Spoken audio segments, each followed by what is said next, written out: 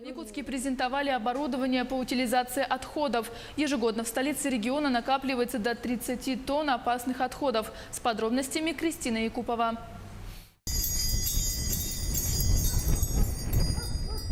Обряд очищения, чтобы техника работала без перебоев. Новая мусороперерабатывающая установка – спасение для города.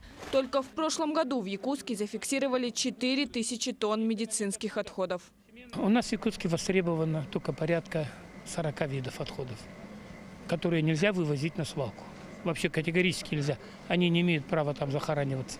Вот эти 40 видов отходов мы можем здесь утилизировать. Утилизацией и обезвреживанием отходов предприниматель занимается 19 лет. Цель – обезопасить горожан от опасных выбросов. Чтобы это оборудование купить, две командировки у меня было в Москву.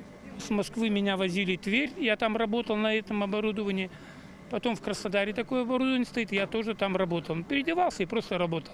Потому что мой жизненный опыт показывает, а он у меня есть, что нельзя покупать оборудование как картинку. Оборудование «Фортан-2» способен утилизировать более 200 опасных видов отходов. Сначала все отходы грузятся в эту колбу, затем закрываются крышкой и отправляются наверх. Далее оборудование включается и начинается процесс утилизации и переработки.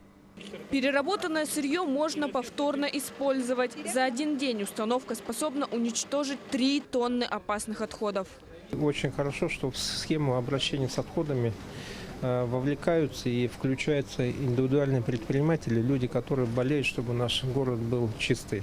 Мусороперерабатывающую установку собираются использовать не только в Якутске. В планах выйти за пределы города, чтобы начать решать проблему с отходами в районах Якутии. Кристина Якупова, Дилус Иннокентьев, Якутск.